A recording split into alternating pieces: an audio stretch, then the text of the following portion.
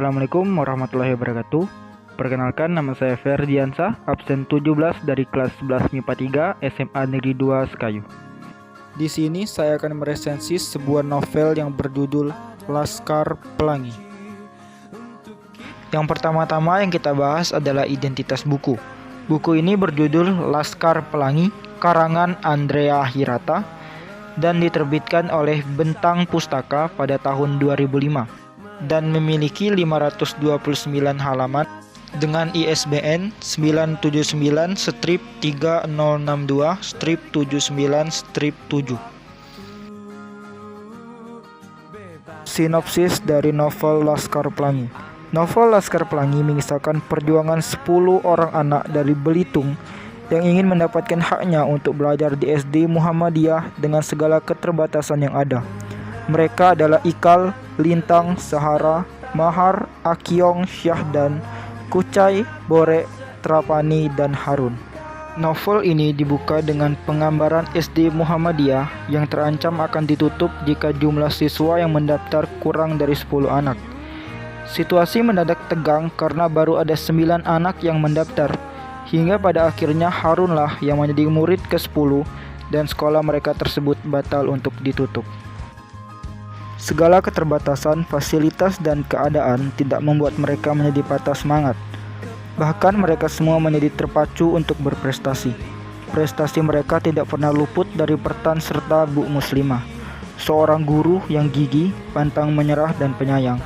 Karena kesenangan mereka melihat pelangi, Bu Muslimah kemudian menyebut mereka dengan Laskar Pelangi. Bersama anak-anak Laskar Pelangi, Bu Muslimah berjuang untuk memberikan yang terbaik buat mereka. Salah satu tokoh yang mendapat perhatian di novel ini adalah Lintang. Perjuangan yang harus dilaluinya untuk tiba di sekolah sungguh berat, karena harus bersepeda puluhan kilometer jauhnya. Berkat kecerdasan Lintang pula lah, SD dan SMP Muhammadiyah berhasil memenangi lomba cerdas cermat.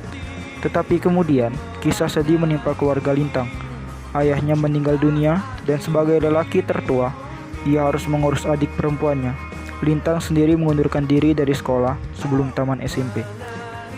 Akhir novel ini menceritakan tentang anggota Laskar Pelangi yang memiliki masa depan cerah.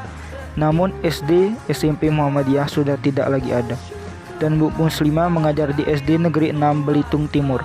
Sementara Ikal, tokoh utama dalam novel ini, mendapat beasiswa ke Universitas Sorbonne di Paris. 3. Bab menarik. Menurut saya, bab menarik pada novel Laskar Pelangi adalah pada bab 18 dengan judul Moran.